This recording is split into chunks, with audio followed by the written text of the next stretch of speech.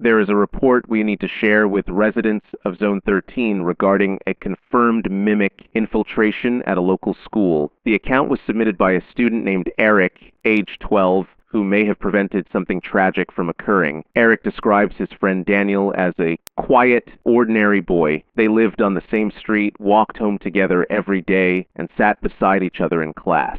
Daniel lived with his mother, who worked long hours. But nothing about their lives was unusual. Until the afternoon, Daniel was held back by his teacher for not completing his homework. His teacher spoke with him, assigned the work again, and let him go home. But on that walk, somewhere between the school and the neighborhood, they believe the replacement occurred. That was the last verifiable moment of the real Daniel. The next morning, Daniel returned to class.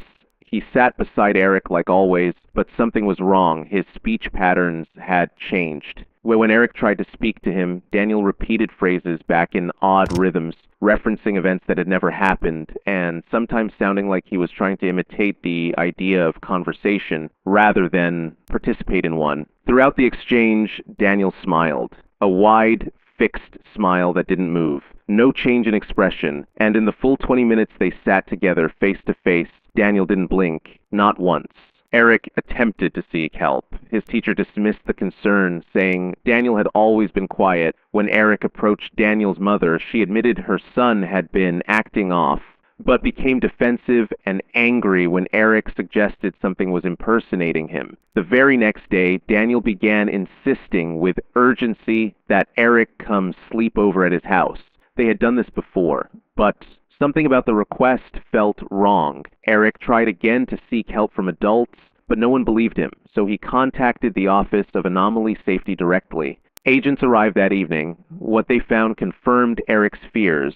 Inside the home were signs of a struggle, and the entity impersonating Daniel was identified as a lesser mimic, entities capable of copying voice and posture, but not emotional behavior, facial variation, or natural blinking. Daniel's mother, however, was nowhere to be found. Records indicate she did not leave voluntarily. This only leaves two possibilities. The mimic took her body to a different place after the kill but wasn't able to transfer into her skin. Or more likely, there was a second mimic present who assumed her identity after the fact. Residents of Zone 13, particularly near Oak Ridge Street, are advised to exercise caution. Eric did the right thing. He acted when adults wouldn't. And because of that, he may have prevented the replacement of an entire classroom. If someone in your life begins speaking as if they are remembering a shared moment that never occurred, if they hold eye contact too long, if they do not blink, report it. Your hesitation could cost lives. Dusk Broadcast signing off.